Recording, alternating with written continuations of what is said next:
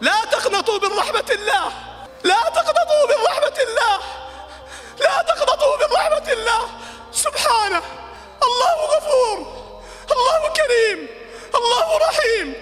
رب اشرح لي صدري ويسر لي أمري واحلل عقدة من لساني. سنقف عند آية عظيمة، آية عظيمة، آية لابد أن نقف عندها وقوفا جاد.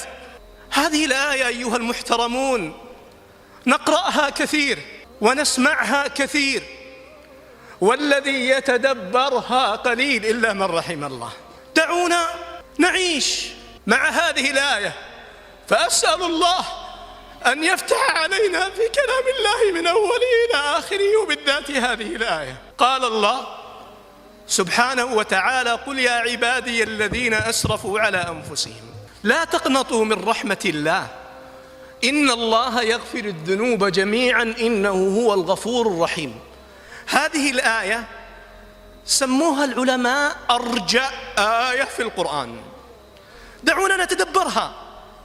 اسمعوني أيها المحترمون بقلوبكم. أنت أيها المتحدث تحدث بقلبك، تحدث وأنت تريد رضا الله. أنت أيها الإمام، أنتم أيها الفضلاء المحترمون، سواء كنتم رجالا أو نساء، ضعوا قلوبكم مع هذه الآية. لا تقنطوا. كم شخص يسمعني الآن والآن جالس معنا في هذا المكان الطيب، وأفضل مكان على الإطلاق بيت الله، أفضل مكان على الإطلاق بيت الله. لك الحمد يا الله أننا اصطفانا رب العالمين أننا نجلس في هذا المكان. قال الله: قل يا عبادي الذين أسرفوا على أنفسهم إيش؟ لا تقنطوا.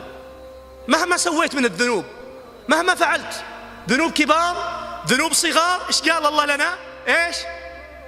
لا تقنطوا. لكن ليس معنى ذلك لا تقنطوا ما تقبل على الله، لا، معنى ذلك أنك تقبل يا فلان وأنت يا فلانة، تقبلون، نقبل جميعا على التوبة. ونعلم علما يقينا أن شروط التوبة 4: الإقلاع عن الذنب، الندم على ما فات، العزم أن لا ترجع إلى المعصية، إرجاع الحقوق إلى أصحابها، أن نتوب قبل أن تخرج الروح وقبل أن تطلع الشمس من مغربها. إيش قال لنا؟ لا تقنطوا. ثم قال: إن الله يغفر الذنوب إيش؟ جميعا. كم شاب وكم امرأة يقول وتقول هي: أنا عندي ذنوب عظيمة. أنت الآن تتكلم، أنت تتكلم الآن، والآن شريط حياتي السيء أمامي، الآن شريط حياتي السيء أمامي. هل الله يغفر لي؟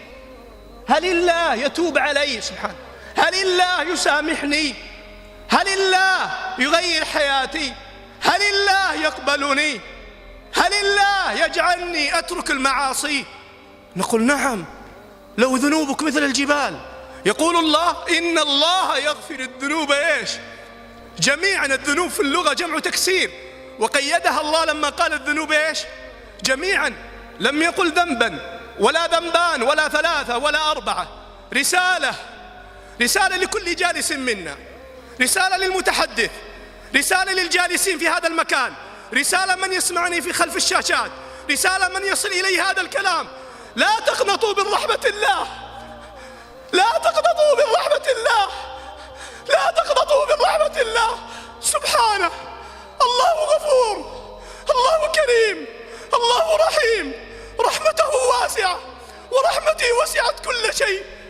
لا تكون ورحمة الله وسعت كل شيء، لا تكون تذهب هذه الرحمة ولا تكون من هذه الرحمة.